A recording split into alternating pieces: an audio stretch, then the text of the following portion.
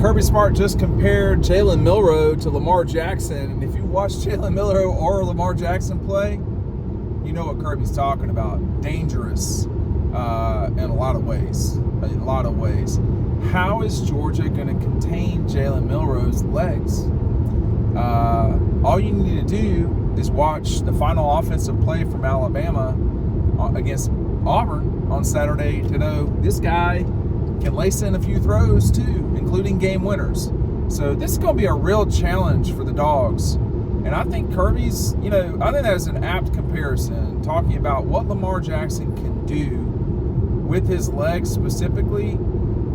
He's dangerous, man. And Jalen Milroe is dangerous too. So we're another edition of Riding Home. This time I'm by myself. Check out this awesome sweatshirt on the NATTY list from our buddies at Red Zone. I'll put a link for that down below. Make sure you're checking that out. But look, this is going to be probably the challenge of the game for Georgia, is managing what Milroe has the capability of doing with his legs. Because Georgia's faced guys this season, more last season it feels like, but they faced guys this season, not a lot of them, who have been super dangerous with their legs. Obviously the Auburn quarterbacks, but they weren't dangerous with their arms. And then, Brady Cook at Missouri is probably a pretty good example. I mean, Haynes King played pretty well running it the other day against Georgia Tech, but this is a different monster completely. And so there's going to have to be a lot of discipline on the line. We did not see Georgia. I mean, they really did get hit hard on the edges against Georgia Tech. Is Alabama going to try to do that? Is Alabama's starting running back going to be healthy enough to really go? So there's a lot of questions, a lot of things to talk about in this game, but it may boil down to, can you deal with Jalen Milroe in a way that is manageable for you? Alabama's going to have a challenging enough time stopping Georgia. I really do think these are two of the best 4 or 5 teams in college football. That they're not going to both be in the playoff, to me, is inequitable. I'll put it that way. But one of them almost certainly will. And I think, the key for Georgia being that team that goes is to play well, to play disciplined.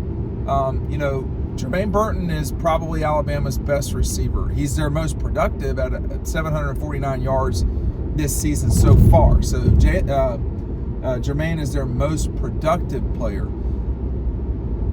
They don't have the receivers they had. They don't have the passer they had a season ago. Of course, Georgia didn't play Alabama a season ago, but there's no time for mistakes in this game.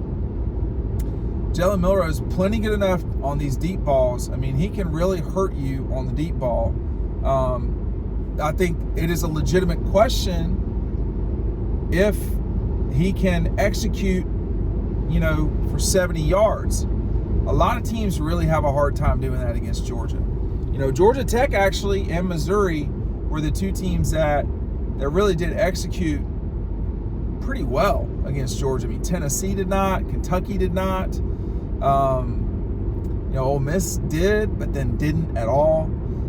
And with a couple of those games, Missouri, Ole Miss, and Tech, and Auburn, they were able to run the ball either well, the way that Ole Miss did at the start of the game, Georgia Tech did most of the game, Auburn did in moments at that game. Well, really the whole game. I'll give Auburn that. I don't. A lot of that was the first drive with the 70-yard run. But if you are not able to run it on Georgia, you will not win the game. It will not happen, period. You know what will happen? You will make someone very happy if you get our special, very limited edition Stetson Bennett signed Double Dawgs. I'm not doing this deal again. It was awesome. It has been awesome. I have fewer than 20 of these remaining. I don't know at this point. A link for that is down below as well. I can't do these videos without y'all's support. I can't do these videos without y'all helping us by going to our sponsors. EcoPoly has been awesome. We're going to continue to spotlight their great the great products that they manufacture in the heart of Georgia this week. It's harder to do that in the car, obviously. They don't make car seats. But if they did, they'd be more comfortable than the seats I was sitting at Thanksgiving. Gosh. So it's gonna be one of those things where the Georgia defense, you know, is gonna have to play better than it did against Tech. Period. I mean, I remember talking to Nazir after the Missouri game. You know, he was very excited about the interception. That was a lot of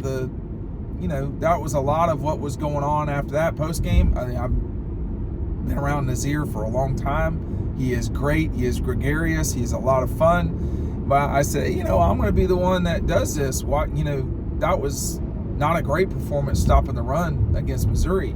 Well, it's the same thing against Tech. You know, they didn't do a great job of stopping Georgia Tech in the run game. If Alabama is out there and Alabama is running the ball like Georgia Tech did, you know, Georgia's going to be in a very serious fight. And Milroe's legs are going to be abnormally important in this game because of the injury situation at running back at Bama. So can they stop him? That's probably the question going into the game. You know, is Alabama going to have a turnover game? You know, Jalen Milroe has had some moments this season where he's not been great with the ball. That's happened. But, you know, it's not been consistent. I mean, he's hard not to like. If you listen to his post game, you see what he's done in terms of, you know, the struggle against Texas, sitting out against South Florida, and then coming back, and that was really a huge win against Mississippi for Bama. The other thing to remember too is, you know, for Georgia, obviously there's been a lot discussed about, you know, however many games they won in a row. Alabama's undefeated in the SEC. They've not lost a game. So they're the underdog. They have the best coach in college football history. They've just come off of, I don't think it's a miracle win, but it's pretty close. So, you know, they've had miracle wins. We saw that against Georgia in the 2017 season. But usually, as Nick said about the Iron Bowl, usually the better team wins, particularly that day. And that should be Georgia. But in order for that to happen, you know, I just don't see how Jamon Dumas-Johnson is going to play. And by the time this video is out, somebody will have reported that. But just from what I saw on the sideline, and, you know, I don't know how a person could function in a great way without the ability to grasp. He was having a hard time grasping. Now they could ball it up, and you should go out there. I don't think that's out of the question at all. But in terms of him just going and playing with his right hand, I think it was right hand. I don't know. In the playoff, I think that's a different thing for Pop, completely. But this is a moment in time for Georgia where, you know, the young linebackers are going to have to step up, period. Smile Mondays, man. I mean, Smile looks great. Yeah, that guy looks like a Greek god. He's just going to have to be able to go the whole time. And it's going to be important for him and Chaz and, you know, the folks that are going to be responsible, Marvin Jones, whoever, that are going to be responsible for making Jalen Milroe play quarterback and not play flag football. They're going to have to do that. That is the number one way for this team to get a win and go on to the Sugar Bowl to play, you know, probably Florida State or Texas, or we get some sort of bizarre chaos along the way. But I think, you know, Georgia is completely planning on winning this game. They're completely expecting to win this game. They're preparing to win this game. I don't think last week matters a lot. I think it shows Alabama's mental toughness and their ability to execute at a hard time. I think it shows Georgia's durability. I mean, you know, when you look at that game, you turn it over on your side of the field, the other team's probably going to score a touchdown against Georgia. They've just not done a good job of getting off the field without, you know, it's been rare that they've just gotten off the field. So There's a lot of it's all the little stuff that matters. And in watching one of the shows with Dan Mullen, what he said is exactly correct, and I've talked about this for a long time. The thing about football games is you never know which play is going to decide the game. Because usually it's, in games like this, there's like a play, maybe 5 at the most, but there's like a play or 2 that decide it, and that's it. You just don't know. If I knew when the play was coming, then that would help me out tremendously as a photographer on the field. I'd know where where am I going? Like with the Keely Ringo thing, against Alabama, the Keely Ringo thing, his amazing play to end 40 years of frustration. I was headed the wrong way, but I was going the right way until it wasn't. So you don't know when things are going to happen, and you don't know where they're going to happen, and that's the part that Georgia's going to have to. They can't take any plays off. You can't be tired.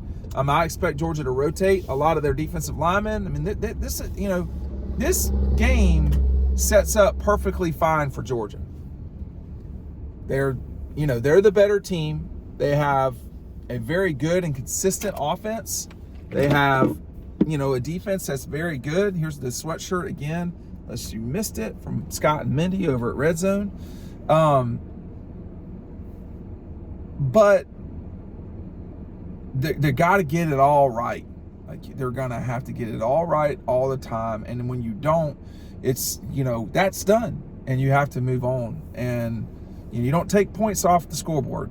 They don't come and pull them down, and you can't grab them off no matter how hard you try. So the biggest thing is just playing every single play and seeing what happens next. Anyway, they got to have to figure out how to stop Jalen Milroe, and that's probably the biggest challenge for Georgia coming into this game. Thanks for watching.